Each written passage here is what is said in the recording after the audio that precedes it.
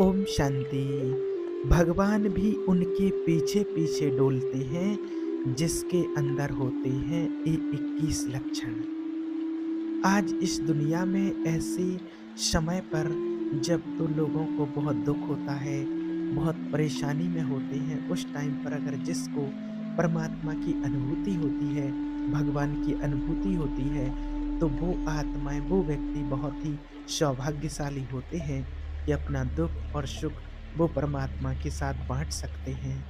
तो आज आपको बताते हैं कि जिनके अंदर ये 21 लक्षण होते हैं, वो आत्माएँ बहुत सौभाग्यशाली होती हैं और भगवान उनके मन की, दिल की पुकार सुनते हैं और उनको परमात्मा की अनुभूति होती है।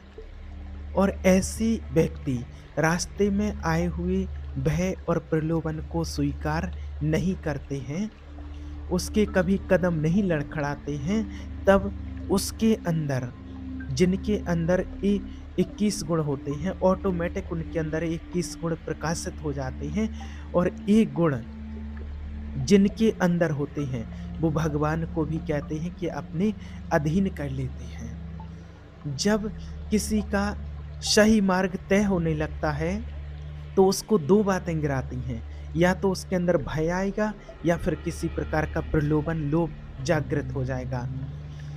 भय से भी जो नहीं लड़खड़ाता है, अपने मार्ग में चलने से नहीं रुकता है, परमात्मा के मार्ग में चलता रहता है, और प्रलोभन से भी जो नहीं लड़खड़ाता है, उसमें ये 21 सद्गुण प्रकाशित हो जाते हैं, ऑटोमेटिक उसके अंदर एक गुण आ जाते हैं, जिसमें से सबसे पहला है अहिंसा। मन वचन कर्म से भी कभी किसी की वो हिंसा नहीं कर सकता है, न मन से, न वचन से, न कर्म से। ये परमार्थ के मार्ग पर जो ईश्वर की प्राप्ति के मार्ग में चला है, जिसको भगवान ने ये मार्ग दिया है, उसके लिए पहला जो सद्गुण है वो है अहिंसा। मन से, वचन से, कर्म से कभी किसी की हिंसा नहीं करना। हिंसा, सभी जानते हैं कि हिंसा करना पाप होता है। इस बात को समझना होगा क्योंकि धर्म बड़ा सूक्ष्म विषय होता है। दूसरा है सत्य। मन से जो सोचा गया, वाणी से वही बोला गया, आचरण में वही किया गया, उसे सत्यवादी कहते हैं। सत्य वचन में जरूर होना चाहिए। तीसरा, चोरी ना करना, कभी भी किसी की चोरी ना करना, ये भगवान के मार्ग में चलने वाले व्यक्ति के अंदर आ जाता है। चौथा है ब्रह्मचर्य। ये लक्षण ऑटोमेटिक प्रकट हो जाते हैं। और पांचवा है कभी किसी की चुगली ना करना। ये हमेशा हर किसी को ध्यान देना चाहिए, कभी किसी की चुगली ना करना। चुगली करने से क्या क्या होता है, और आज अधिकतर जो परिवारों में कड़वाहट आ रही है, परिवार टूट रहे हैं, एक दूसरे में मतभेद पैदा हो रहा है, ये कारण होता है चुगली का। क्योंकि एक दूसरे की लोग चुगली कर रहे हैं और करते रहते हैं, वो सही और गलत को नहीं समझ पाते हैं कि जो हम किसी की बात बोल रहे हैं किसी से, उसका परिणाम क्या होगा।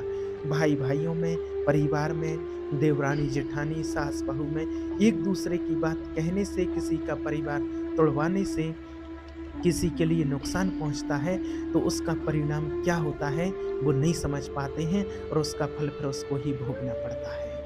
किसी के घर में आग लगा दी तो उससे क्या मिलेगा? किसी के घर में आग लगा करके आपने मुस्कुरा दिया है, तो फिर आपको ऐसी जगह कहीं बढ़ाया जाएगा जहां मुस्कुरा भी नहीं पाओगे, क्योंकि ऊपर देखने वाला बैठा है, तीसरा कोई देख रहा है। वो ऐसी जगह पर भिड़ाएगा कि आपकी महीनों की मुस्कुराहट गायब हो जाएगी। इस बात को याद रखना। किसी की भी चर्चा उल्टी सीधी नहीं, उनकी बात इनसे, उनकी बात इनसे कहना, इसको चुगली कहते हैं। ये हमारे हृदय को मलिन कर देता है। किसी की भी बात ऐसी नहीं करनी है। कभी भगवान की चर्चा 4 लोग खड़े होकर के करो, भगवान के ज्ञान का चिंतन करो, परमात्मा का चिंतन करो। भगवान ने हमें क्या-क्या दिया है, कहाँ से निकाला है, हमें कहाँ से कहाँ ला कर के खड़ा कर दिया है, हमारे जीवन में परमात्मा के ज्ञान से कितना परिवर्तन आया है। हम ज्ञान सुनते, सत्संग सुनते, भगवत चर्चा सुनते, तो उससे हमारे जीवन में कितना परिवर्तन आया है, कितनी हमारी बुरी आदतें छूट गई। पहले हम क्या-क्या करते थे, अब हमारे अंदर ऐसे गुण नहीं, अब तो हमारे अंदर सद्गुण आ गए हैं। तो जब 4 लोग बैठे हों कहीं पर भी, तो कहीं भी भगवान के चिंतन की चर्चा नहीं सुनते हैं। बस उल्टी-सीधी बातें इसकी, उसकी, यहाँ की, वहाँ की, बस यही चर्चाएँ लोगों की आज चलती रहती हैं। आपस में जब 2 लोग मिलेंगे तो चर्चा होगी तो बस प्रपंच की ही होगी, और प्रपंच ही इसको कहा जाता है। छठवां है लज्जा। लज्जा कहते हैं ना कि पाप कर्म करने में बहुत संकुचित हो जाना, मन से ही घृणा हो जाए कि नहीं, हम ऐसा नहीं कर सकते हैं, हमें नहीं चाहिए, हम ईश्वर के मार्ग के पथिक हैं, हम ऐसा नहीं कर सकते हैं, किसी भी प्रकार का कोई गलत काम नहीं कर सकते हैं, उसको करने में बहुत लज्जा आनी चाहिए। सातवां है मान की बिल्कुल चाहे ना रह जाना, और ये बहुत खतरनाक है, बहुत खतरनाक। सबसे पहला लक्षण है भगवान के मार्ग में चलने वाले व्यक्ति के लिए, उस आत्मा के लिए जो ईश्वर को प्राप्त करना चाहती है, मान रहित होना, बिल्कुल भी सम्मान की इच्छा ना रखना। कभी स्वीकार नहीं करना चाहिए कि मुझे मान मिले, मुझे सम्मान मिले। महान पुरुषों को देखो, जो भी महान आत्माएं हुई हैं, जिन्होंने महान कार्य किए हैं और आज भी हैं, कितने ही संत ऋषि मुनि, कितने बाबा के बच्चे ऐसे ज्ञानी महान आत्माएं हैं कि कभी भी किसी से 1% भी सम्मान की, मान की इच्छा नहीं रखते हैं कि जो हम कार्य कर रहे हैं उसका हमें सम्मान मिले, उसका हमें मान मिले। ये इच्छा कभी नहीं रखते हैं, और जो इच्छा इस प्रकार से नहीं रखते हैं वो ही उन्हीं का सम्मान होता है। और वो प्रैक्टिकल में जब साकार में है तब तो पूजे ही जाते हैं, लेकिन मृत्यु के बाद भी वो पूजे जाते हैं, उनके सम्मान की पूजा होती है। तो जब आप कर्म ऐसा करेंगे तो आपको किसी से मान सम्मान मांगना नहीं पड़ेगा, आपको तो वो सम्मान ऑटोमेटिक मिलेगा। ऑटोमेटिक वो आत्माएं आपको सम्मान देंगी, आपको किसी से कुछ भी मांगने की जरूरत ही नहीं पड़ेगी। इस बात का आप हमेशा ध्यान रखना।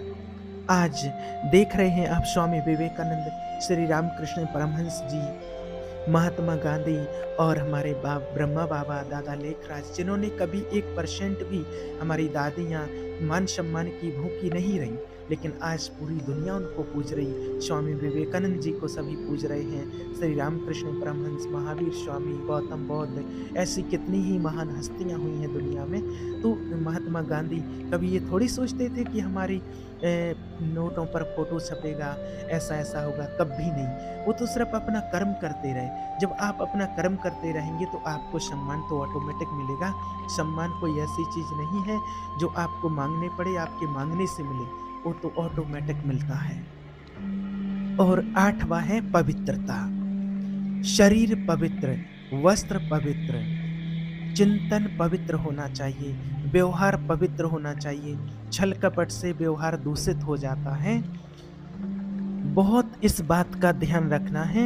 अगर आप ईश्वर के मार्ग में हैं तो कभी आप ऐसा नहीं करना। पवित्रता जो होती है कि हमारा शरीर पवित्र हो, वस्त्र पवित्र हो और हमारी सोच पवित्र हो।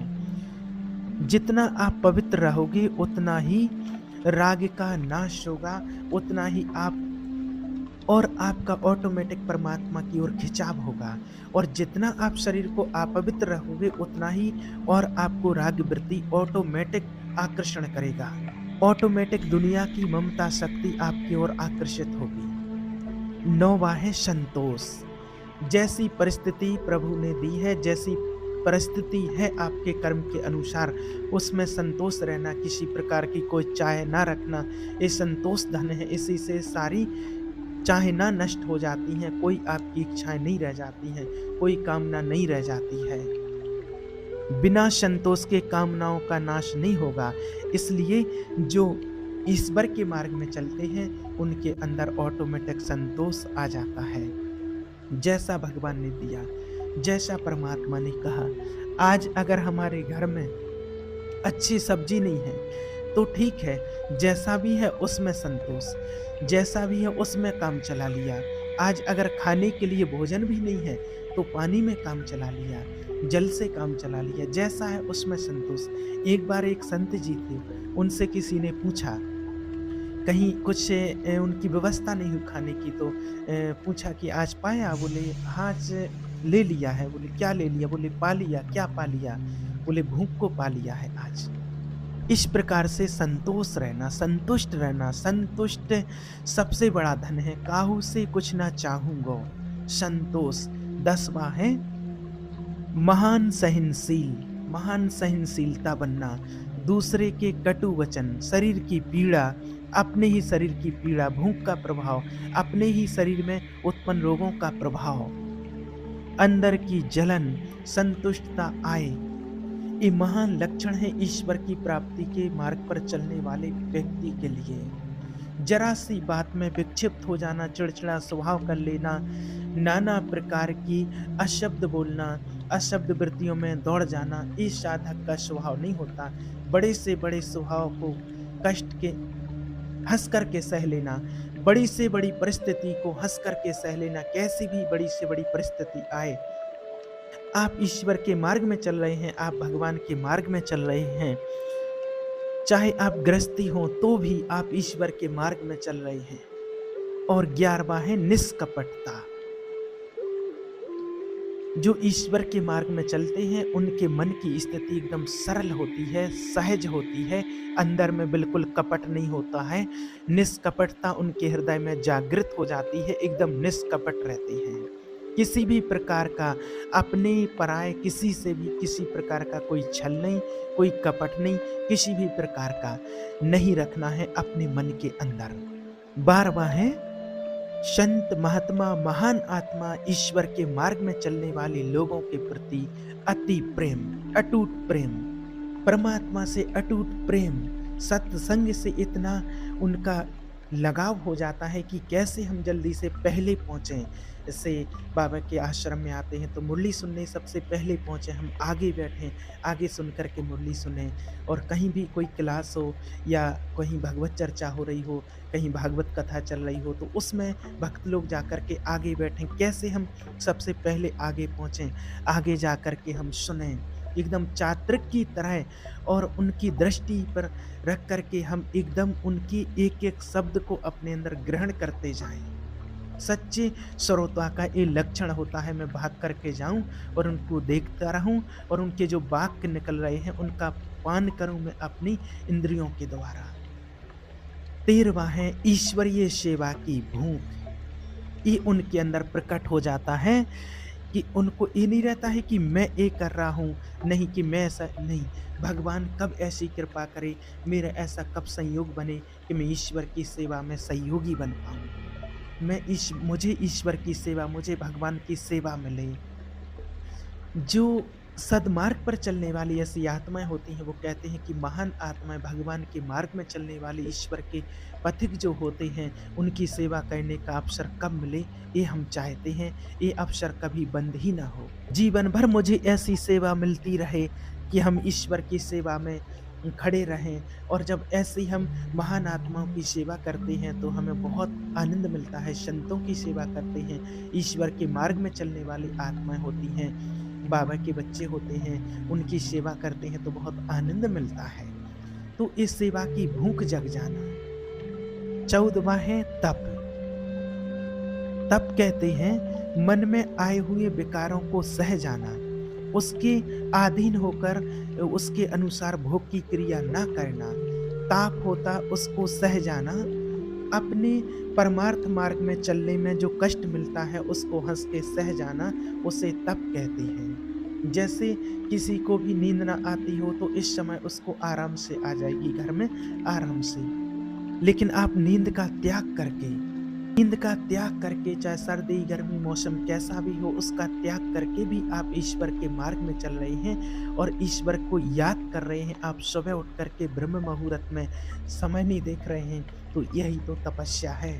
कई ऐसी महान आत्माएँ होती हैं कि अगर किसी संत महात्मा या फिर कोई जैसे परमात्मा पथिक के जो मार्ग पर चलने वाली आत्माएँ होती हैं, उनको दर्शन मिल जाए, पता चल जाए 4 बजे कोई निकल रहा है, 2 बजे कोई निकल रहा है, तो अपनी नींद त्याग करके, सब कुछ त्याग करके और वो उनके दर्शन के लिए पहले से खड़े हो जाते हैं।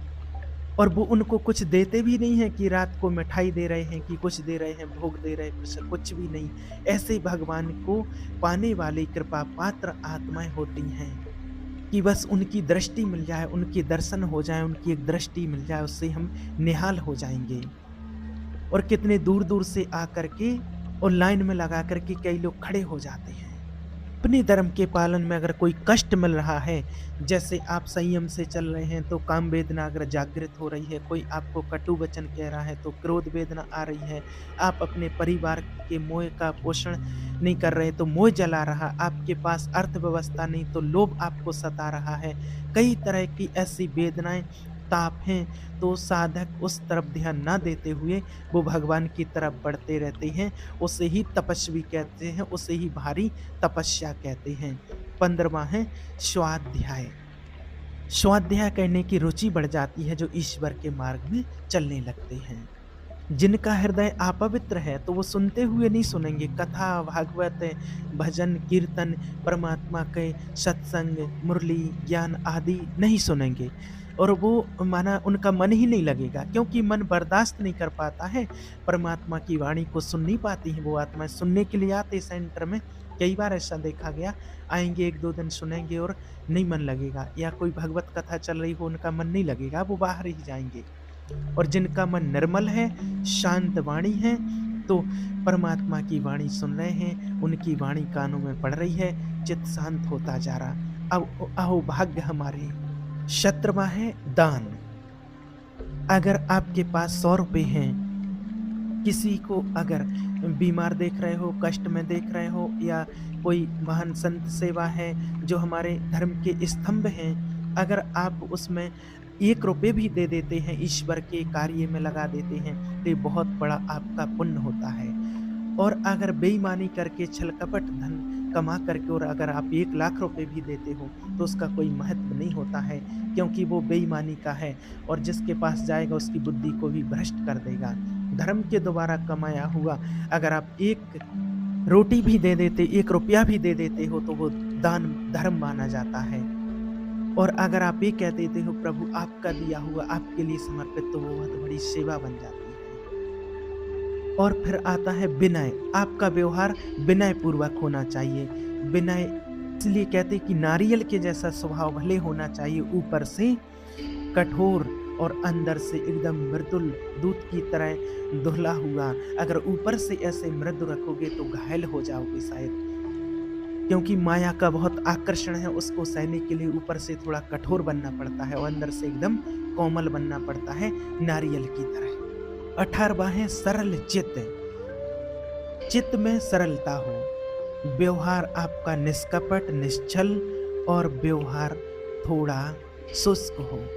19वां है दया। दया बिना, कहा जाता है कि दया बिना साधु कसाई, और दया होनी चाहिए अपने अंदर, लेकिन वही दया तुम्हें मुक्त करेगी, वही दया आपके अंदर होना चाहिए। और वही दया का उल्टा क्या है? याद। भगवान की याद भुला दे ऐसी दया कभी मत करना, ये भी याद रखना है। ऐसी ममता ना जुड़ जाए दया करके कि भगवान की याद छूट जाए, भगवान का भजन छूट जाए, ये बात याद रखना। दया तो करनी है, भगवान का स्मरण करते हुए दया करनी है, ऐसी दया नहीं करनी है कि भगवान का स्मरण ही छूट जाए और हम फंस जाएं उस दया में। और दया में कहीं फंस जाते हैं तो फिर निकलना फिर बड़ा मुश्किल हो जाता है।